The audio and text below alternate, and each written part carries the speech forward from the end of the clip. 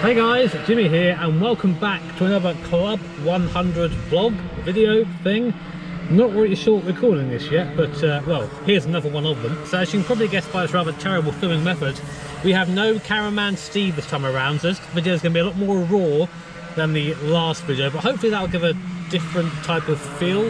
I'm not really sure what we're going to go for, but hopefully it'll be entertaining for you guys nonetheless. So this round of Club 100 is taking place at the Clay Pigeon Racing Circuit, which is down in Dorset, so a 3.5 hour drive for me on the way down here. Today is Friday, that means it's practice session, so I'm going to get half an hour to learn the circuit and kind of get re-familiarised with the kart. And hope they get back up to speed quickly, as opposed to saving it for a race day like I kind of did at Lid. As usual with these videos, I'm a little bit short for time. I have my practice session coming up shortly, so I've got to get changed into my racing gear. You guys can't watch that, unfortunately. It's tier 3 subs only. Of course, my changing room being the very, very lovely 350Z, which is not very spacious at all. I think we can manage it. I think I can manage it. Ta-da! That wasn't actually so bad. I mean, there's more space in here than you think. So what I've got to do now, or actually what I'm going to do, is kind of show you the circuit from the track side, so you get an idea of kind of what you're looking at, and then hopefully take you around there with the onboard camera at some point. I've got no onboard mic for practice. The reason being is in the last race I was wearing an onboard mic and using my phone to capture the audio, and when I was put into the tyres, my phone got launched. It was just gone. That was the end of that. So I don't want to clutter up the track with my stupidity, until I don't want to damage my phone anymore. I've already got a big crack in it from that, so I don't want another one. But what I'm probably going to try and experiment with is maybe some voiceovers, whatever feels right, you know. So right now we're kind of in between wet and dry conditions. You can probably hear the wind a little bit in the background.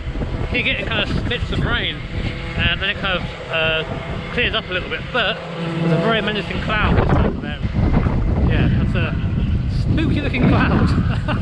So we might get some rain for practice. Hopefully not though, if I don't know the track at all. I'd rather learn it in the dry, I think, than in the wet. In terms of lap time, I guess I'll be happy if I can get somewhere underneath the 42. But now in practice, the fast guys, I think I'm just dipping into the 40s. But if I can get a high 41, I'll be very, very happy. It's only a short circuit, but it's very quick. So looking forward to getting out there and learning it. So because I live in a cursed timeline, literally about 5 or 10 minutes before we were due to go out for our practice session, the heavens opened, and I mean only for 5 or 10 minutes, and just absolutely soaked the track. So my first experience with driving Clay Pigeon was going to be in the wet. But luckily for me, being British, I was prepared for the rain, of course, so I brought my full bodysuit condom, the big kind of plastic thing you can see that I'm wearing around my suit. And whilst it does a very good job of keeping you dry, it's like wearing a mini greenhouse, so it was pretty damn hot out there. Now unfortunately for you guys, I'm a little bit of a tit and didn't angle my GoPro properly on my helmet for the practice session, so essentially this next half hour of footage, or this, well, you're not going to see it of course, but I wasted half an hour of footage of just a GoPro looking at my dick whilst buzzing around in a 2-stroke, so sorry about that. But fortunately for me, and for you, I was being followed around the track by a fellow named Matt Hale, who races for the G3 Pro team, and he has a visor cam, so he's very kindly offered to let me use his footage to try and give you a bit of an idea of what it was like for me driving out there in the wet for my first time at Clay Pigeon. So with a lot of caution, I made my way out onto the circuit for the first time, and learning a circuit whilst trying to find the wet line is very tricky. I started to get up to speed, of course, but it was only a matter of time before the first mistake.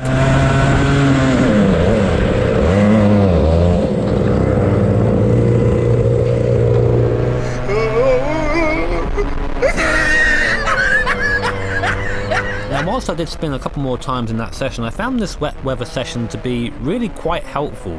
This is coming from someone who's never really driven in the wet before in anger, especially on slick tyres. It's a very different sort of driving.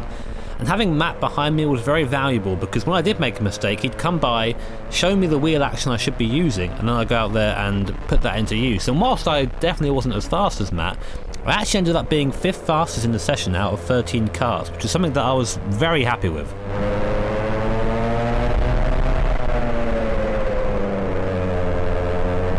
Right, okay, you might have noticed during the practice there, I was following around the number 11 car. That number 11 was Mr. Matt Hale. Hello, Matt. Hello.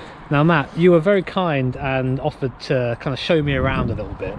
What were your initial thoughts? I mean, first of all, I know I struggled quite a bit. I spun quite a few times, but because you were behind me, you couldn't see what's going on. What were you thinking? First of all, you was just trying to figure out the track layout. That was the most important bit to do. Once you figured that out, it was about trying to build up your lap time. I tried to get in front of you to show you the line to begin with, and then after that, I've just done a bit of following, and I could see bits where you were going wrong, mainly in the braking. I could see where you're locking up. After that, after you figured where your braking points were, the speed was there. So it's just about building that speed. But yeah, I think you've done really well for that session. Your pace was there. This is for you and going to be about learning. This part of the season, ready for what the future brings. If you were to say one thing for me to improve on, to go out there and focus on when I'm driving, what would it be? Probably your braking. Yeah. I think your lap, the track line that you're taking is pretty good, but there's always room for improvement, and that's what I'm trying to do as well. So that's why I've come testing today. And thank you for that, Matt, and I appreciate your help. You're welcome. You're welcome. My little safety car. Yeah, well, no, exactly. Well, yeah, as you'll see, I also spun it because that's what testing is about, is finding the track limits. So we'll see. Yeah, we've got a whole day of it tomorrow, so let's see what happens. Hopefully, fingers crossed, we can keep it on the black stuff and facing forward. Awesome. Cheers, buddy. Thank you. No, you're welcome. Subscribe. 350 friend, yeah! Right then, so practice over, and I must say I am much happier with that practice session than I was with the one at Lids. I found that I learned a lot quicker, and although I did spin a few times, of course it being in the wet, I felt that I kind of got the hang of it a bit quicker, and also being familiar with the kart kind of helped a bit from last time out. In terms of time, I was only about 6 tenths off the fastest lap. I was actually 5th fastest in our little session there, so again, big improvement for me. The only downside is that I've had no dry running, so I've only had wet running so far, but again, if you look at that on the other side, that you could say that if it does rain tomorrow, at least I'm going to be prepared for it. But yeah, anyway, race tomorrow, hopefully it's as positive as today was. Good morning, ladies and gents. It's now a race day. I'm joined by viewer. Hello, viewers. There it is. Oh, cut him off. Yeah, so got essential racing driver breakfast, and now just going to sign on, just to basically sign and say we sign our lives away if we crash, etc., which is very important to do. Is that car? There is that, our weapon. Is that third driver? That's actually my legs after the session yesterday. Right, so unlike last time, Steve and I are going to be doing a walk of the track before we get changed, etc. We get changed together, of course. It's very important to hold each other as we get undressed. But yeah, basically just walk around. Of course, I've been around the circuit in yesterday in practice, but not in the dry. It's kind of still damp out there, so gonna go out and see where the damp patches are, and just try and learn from there, really.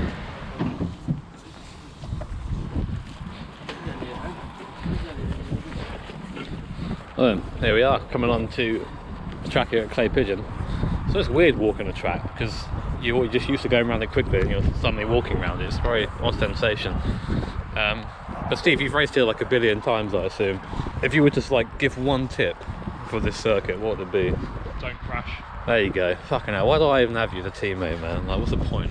It's a very fast track, so it's really just about keeping the speed up. Like really not being smooth, not fighting the wheel all the time. Yeah, especially through this kind of corner through here. Like through here, it's a flat out corner. You don't want to be fighting against the wheel, losing time doing that. So for me, that's the main thing. See, there are the stands over there, going to be filled up with Super GT fans later on. The crowd are going literally insane. They've been carted in from the asylum. They don't know where they are. We've got them here, it's fine. Oh, there's another one over there. Yeah. The grandstand's packed to the rafters today. We're just going around to kind of complete the lap now. That's where we came on the track just now. Really, the last corner is just drive to the outside and do your best. We're actually going to walk through the pit lane because it's a weird pit lane. And as Steve was saying, I have real shed envy. Look at this. This is like a deluxe shed. Premium B&Q shed. Premium being no expense spared. Single glazing. So yeah, we have to come through here for the pit lane, which is a bit odd. And I'm not sure anyone's going to be paying attention to that sign up there. I'm sure they'll pretend to. And then come through to the pit lane for your refueling. They're missing a 0 for that. So one of the things Steve and I are going to be kind of practicing a bit later, is the pit stops. Yes. When it comes to practice, we're going to just do like 1 lap in, 1 lap out, 1 lap in, 1 lap out, just to really get the pit stops sorted out. Because last time we worked out around 15, 16 seconds, something like that, we lost in pit stops, which would have been enough for us to get third, even with the issue. So if we can gain that time, we don't have to worry about it on track as much. So after some pit stop practice, I went up to qualify, and I'm now going to try and take you on a flying lap with live commentary. So just coming over the start-finish line now, coming down towards T1. So dab of the brakes, try and keep inside, touch the curb on the inside. I ran a little bit wide there, so you're correcting a little bit of oversteer all the way through. Then to the far chicane, touch the curb on the right, touch the curb on the left. Don't touch the curb on the right there, otherwise bad things will happen. Now coming down to the hairpin at the bottom, brake just before the crest, trying to get the kart to the inside again, running a bit wide there, not quite taking the best line through. Now for this tricky double left. This is probably the most difficult corner on the circuit. Very easy to oversteer here if you're being a little bit too enthusiastic. Now a flat right-hander coming over to the left, going to the pit lane a tiny bit here, but not all the way in, otherwise you'll get a penalty. Then accelerate right to the left-hand side of the course there, almost touch the curb on the left, and that is an onboard lap of Clay Pigeon, and that was good enough to put me 32nd of 36 runners. So qualifying didn't go fantastic. 30th of 34, but apparently 2 tenths faster, and that would have been 15th or so. So we're on the left-hand side. on the left. Okay, cool. So on the left, there's 2 behind. I want to get shouted up by JB again, so I'm going to get in the car. Wish me luck. So with that, I lined up for my second race start in Club 100 Enduro. I wasn't quite as nervous as I was the first time, more focused on trying to make up as many places as possible at the start. That's the easiest place to do it, and just try and get into rhythm as soon as I could.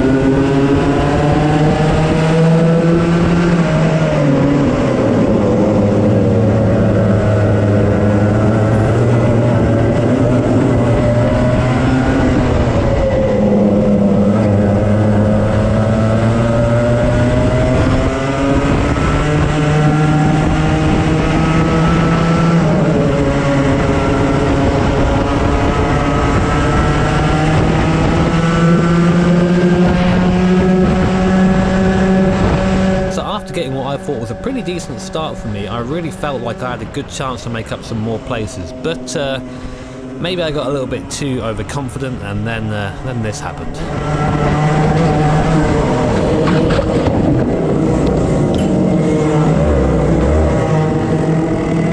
Not only did I spin and go right to the back of the field, in my frustration I also forgot about a rule that says if you do go onto the grass, you have to push the kart onto a concrete surface to avoid damage to the car. I ignored this and pulled straight back onto the track from the grass, and promptly got a slapping from the stewards.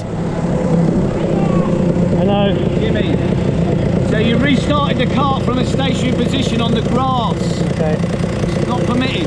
Okay. It's clear in the rules, okay? You've got to get out and push the kart back on the track, yeah? Because it does damage to the... Okay. There's no grip, anything like that, alright? So remember that. Yeah. If you are on the grass, push it back on the track, yeah? Then get going. Thank you, mate. Now, as you guys can imagine, that series of events put quite a dampener on the start of the race for me. After Lid and after the practice session the day before, I felt a bit more confident in myself. Of course, it's very intimidating going into a field of very fast kart drivers and trying to find your way there, but I felt I could actually fight people in this race, and to have all that disappear through my own incompetence, it was pretty hard to swallow. But 2 hours is a long time, and these incidents happened right at the start of the race, so I decided to try and get my head down, try and get back into a rhythm as soon as possible, and try and make up as many places as I could before handing over to Steve. Yeah, sorry, mate. Just keep going, mate. Just keep going. Don't worry about what happens. Yeah. Just keep going. Good. You're doing good at that. As the stint went on, I kept trying to tell myself to look forwards instead of backwards, both literally and figuratively. I was trying my best not to focus on the instant, and also making an active effort to look forward instead of keep looking over my shoulder every couple of seconds. One of the big differences I've learned between sim racing and real life racing is that in sim racing, people are a little bit more polite, a little bit more courteous. There's a lot more of the gentleman driver attitude in sim racing. That doesn't exist in real life racing. It is pretty cutthroat. If you want to be making time for yourself, you have to race selfishly. And every time I was looking over my shoulder and waving someone through, I was losing time. But Steve waving the Garmin flag signalled that it was the end of my first stint, so I came in to hand over in the hope that he could try and make up some of the time that I had lost.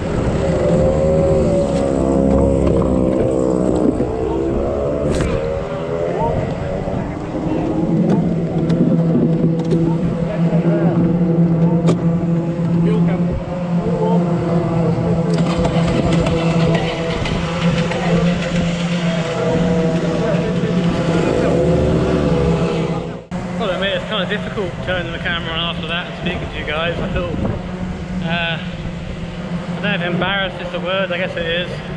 I feel very inexperienced.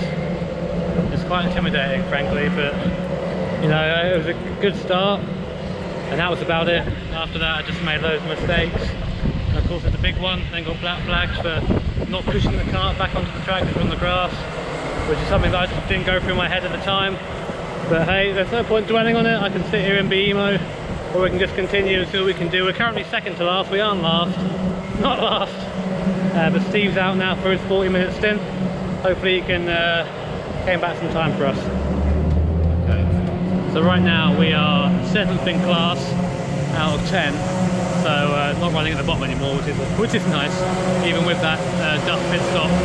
But it does seem that, like, at the moment, unless there's something happens a bit higher up, 7th is probably the best we can do. We're a couple of laps down on the next guys, and there's a bit of a train kind of there. So if Steve can do some magic and get us a lap back, that'd be fantastic. But then, you know, I've got to try and get out there and pull my weight as well. So yeah, we'll just see what Steve can do.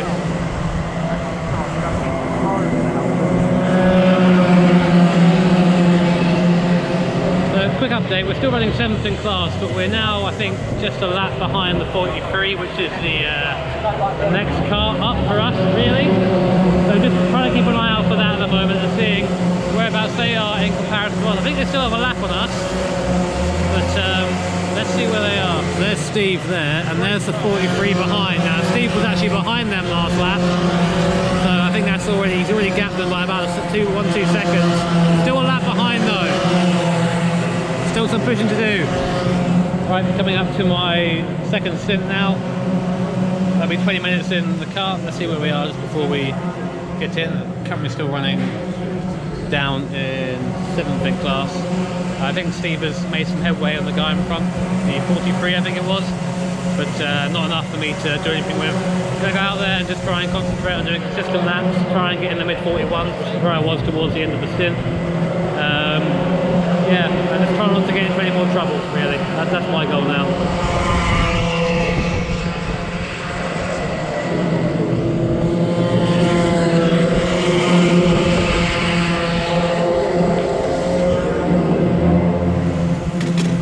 Hey, where's the ballast?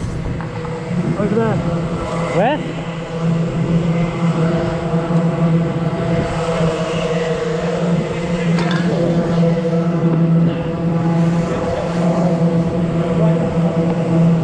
Fucking hell. No, pig.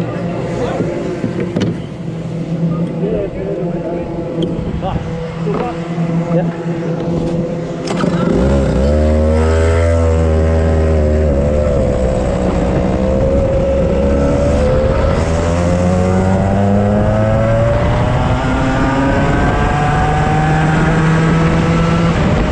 As you can see, a bit of lack of communication between myself and Steve left me searching for the ballast I had to run, given that I'm under 85 kilos just. And after that I was pretty fired up, and I must say that the cart felt faster after the new battery, so maybe we were being held back a little bit there at the start, but I was determined to get out there and make up there for my poor first stint. Then something that I had yet to experience happened. I started to catch the group of carts in front of me. Now I'm not sure whether they were behind us or in front of us on track, but for me, that didn't matter. That was a massive confidence boost and showed to me that I could race with people if I just kept it clean and kept it on circuit. So with that in mind, I tried to hunt them down.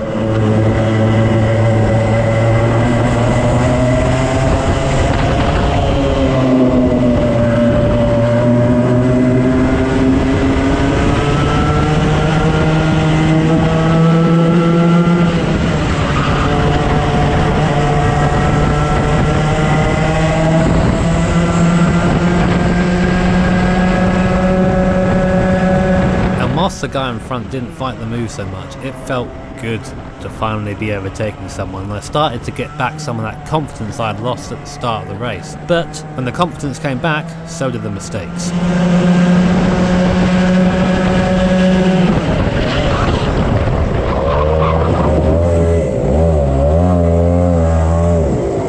After looking back at this incident, I kind of put it down to inexperience. I was trying to follow the fast guy through and try and follow his line and his braking, but I just didn't have that ability, and I locked the brakes, and before I could recover, off I went into the tyres. Luckily it was quite soft, but in reality, again, throwing away about another 30 seconds, 45 seconds of time that really didn't need to happen. So if there's anything I'm taking away from this race, is that I need to really iron out these silly mistakes.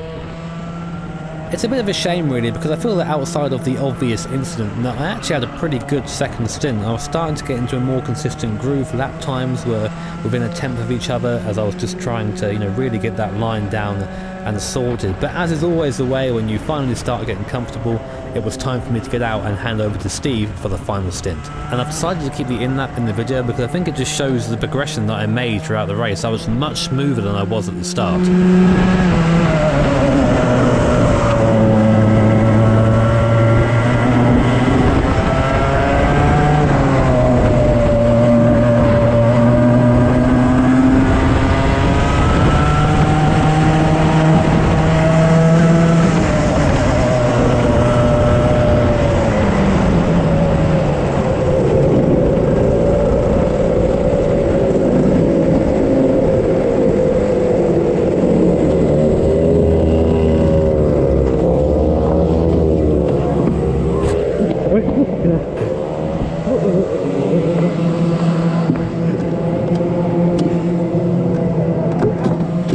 Alright. Come on.